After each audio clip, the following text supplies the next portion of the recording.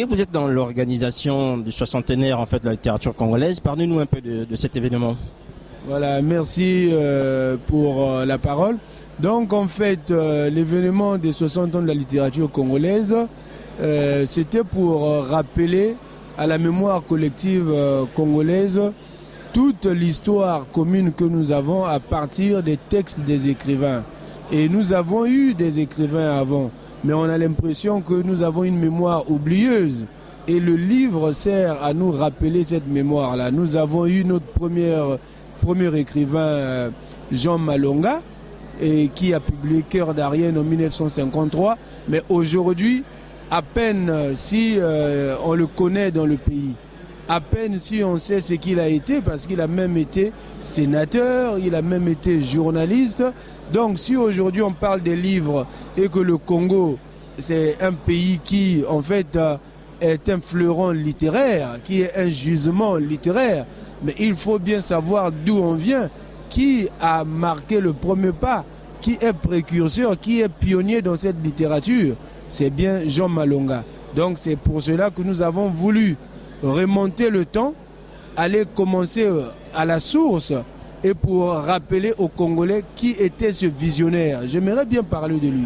Alors, quand vous parlez de Jean Malonga, aujourd'hui, il n'est plus parmi nous, mais jusqu'à maintenant, vous n'avez pas cité les vivants. Est-ce qu'ils ne comptent pas? Bien sûr qu'ils ont la place. C'est comme j'ai dit, aujourd'hui, on connaît les vivants. Et comme j'ai dit, nous avons quelquefois la mémoire courte. Et on s'arrête à parler des écrivains qu'on voit aujourd'hui, comme nous autres, ou comme on connaît plus communément Alain Mambakou, et bien longtemps on a pensé que le Congo n'a qu'un seul écrivain. Et alors que on a bien, comme j'ai dit, le Congo c'est un gisement littéraire. Et quand on refait l'histoire, on ne peut pas être surpris d'avoir un écrivain de la taille d'Alain Mambakou, parce que le Congo a toujours eu de grands écrivains. Alors, on va revenir concrètement sur l'organisation, puisque vous êtes dans le comité d'organisation. J'aimerais juste savoir, pour certains, un budget de 400 millions de francs CFA pour cette manifestation, c'est trop. Est-ce que vous pensez que c'est quelque chose qu'on peut comprendre aujourd'hui par rapport à la situation sociale locale? Oui, mais quand on dit, j'ai toujours dit, aujourd'hui on veut parler de l'émergence au Congo. Et j'ai toujours dit que l'émergence sera d'abord culturelle ou elle ne sera pas. Je l'ai toujours dit. Pourquoi? Parce que la culture est le socle de tout changement dans notre pays. Si nous voulons émerger, il faut bien qu'il y ait un changement de mentalité. Mais il se trouve qu'il faut vraiment un investissement énorme avec des sous qu'on dépense pour faire beaucoup de choses, juste des simples manifestations ou bien organiser des anniversaires qui deux fois ne tiennent pas la route. Mais nous devrons en mettre beaucoup le paquet dans l'éducation et dans la culture. Mais je dirais même que c'est peu. Étonnant Voyageur est parti à Brazzaville. Tu connais quel budget Étonnant Voyageur avait affiché? Mais c'était un budget d'un demi-milliard, 500 millions. Et ça servit à quoi? Ça n'a même pas vraiment servi aux Congolais. Parce que Étonnant Voyageur arrive au Congo en cercle fermé. Et les écrivains ont été presque à la marge, à la touche. On n'a pas vu grand monde. On a vu des touristes venir juste s'exhiber au Congo. Et j'ai dû monter en trompe, j'ai dû écrire des tribunes, j'ai dû m'ériger, m'indigner contre les dépenses générées par Étonnant Voyageurs qui n'ont pas profité, qui n'ont pas eu un retour sur investissement sur le Congo. Alors que les 60 ans de la littérature congolaise sont d'abord une mémoire purement et simplement congolaise, parce qu'on a besoin de nos racines. On peut parler de la mondialisation, mais il faut avoir des racines, il faut avoir quelque chose à proposer à la mondialisation. La littérature au monde, c'est une mondialisation, mais les 60 ans de la littérature congolaise, c'est d'abord un patriotisme. Mais on a besoin de mettre beaucoup d'argent dans cela. Mais cet argent, 400 millions, on n'en a même pas eu. C'est un budget prévisionnel et on pouvait même faire plus et demander plus d'argent pour cet événement, pour faire déplacer les écrivains dans toutes les régions, dans tous les départements du Congo. À Pointe-Noire, par exemple, les manifestations que nous avons eues avec l'Institut français ex-CCF de Pointe-Noire. Mais ce n'est pas le Congo qui a payé ces manifestations, c'est la France. Vous voyez, ce n'est pas une honte pour nous. C'est la France qui a investi, qui a financé ces manifestations. Et nous, on n'a fait que être présents et célébrer cet événement à la grande fierté, à la grande joie même des Ponténégrins et des Congolais, des Brazzavillois qui étaient là-bas en ce moment-là. 400 millions. Mais 400 millions, c'est rien à côté de tout ce qu'on peut dépenser dans le Congo. Le Congo, c'est un gisement pétrolier, tout autant un gisement littéraire et culturel. Nous avons beaucoup à donner dans le domaine culturel. Mais pour cela, il faut bien de l'investissement, il faut développer l'industrie culturelle. Alors, Yenge, on va juste terminer cet entretien sur un point qui est très important. Vous avez évoqué la culture comme élément essentiel de l'émergence du Congo. On a parlé du livre. Maintenant, j'aimerais que vous nous donniez votre regard sur le patrimoine. Quelle sera la place du patrimoine en fait dans cette émergence culturelle? Parce que on se rend compte que nos monuments sont en train de pourrir à travers tout le pays. Ben, effectivement, déjà dans le cadre du patrimoine, comme je l'ai évoqué avec Jean Malonga, il y a des monuments qu'on a érigés place de la gare sur les anciens, sur les illustres.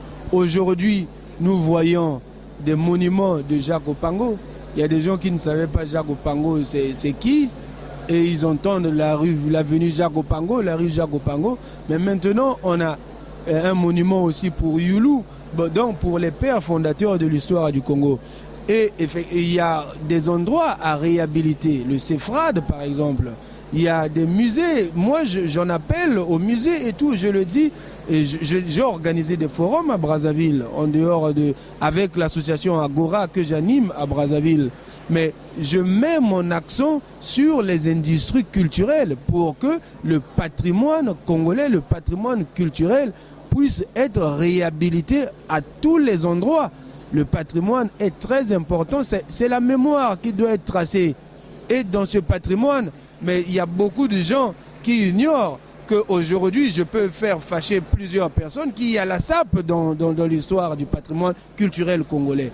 Mais le Congolais ne sait pas valoriser ce qui lui appartient en propre. Le fleuve Congo fait partie du patrimoine du Congo. Mais le fleuve Congo est promu par combien de personnes? Mais nous avons saisi le prétexte des 60 ans de la littérature congolaise pour promouvoir le fleuve Congo. Mais faire la promotion du fleuve Congo, 400 millions, c'est de la gnognotte. C'est rien du tout. Mais il faut beaucoup de moyens pour effectivement protéger le patrimoine congolais. Et le fleuve Congo et la forêt. Mais le patrimoine, c'est tout cela. Et aujourd'hui, j'ai consacré des expressions comme le fleuve.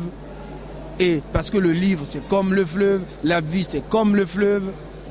Ça va, ça vient. Et le fleuve n'a que la mer pour se déverser. Donc tout cela pour montrer aujourd'hui, mon combat est devenu le combat du fleuve Congo.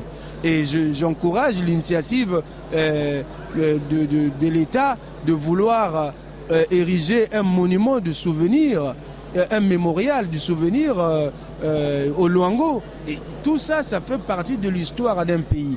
Mais quand est-ce qu'on commencera à écrire notre histoire? Mais c'est quand on voit des monuments, des symboles face à nous, et ce sont les symboles qui nous inspirent. Quand je passe devant la statue de Félix Eboué, ou bien de Jacques Opango, ou bien de Yulu, ça peut m'inspirer quelque chose. Quand je passe devant le fleuve, ça peut m'inspirer quelque chose. Quand je vois un sapeur, ça peut me retracer l'histoire de mon pays.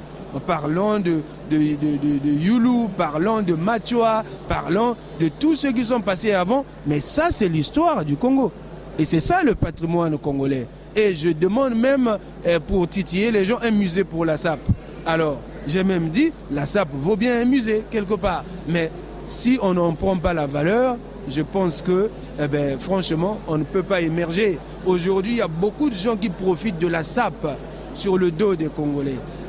Vous voyez, il y a des Occidentaux qui reçoivent des retours sur investissement sur le dos des Congolais. Et nous, on ne sait que dire non, c'est des délinquants, c'est des bandits, mais on ne sait pas que c'est quelque chose qui traverse l'histoire du Congo, qui a survécu à tous les régimes politiques du Congo. Et c'est la seule entité où les gens se retrouvent sans trop se demander ah ben, il est d'où, il est de... Mais quand tu t'habilles bien, tu attires l'attention des autres et c'est dans la culture des Congolais. Ça fait partie de l'identité congolaise parce qu'un Congolais, quand on le voit en Occident, on lui pose la question, t'es Congolais. Pourquoi? Juste par son habillement. Ça, c'est une vitrine, mais on pourrait bien tirer profit de cela et ça pourrait inspirer beaucoup de choses. Voilà tout mon combat culturel. Aimé Yengue, merci.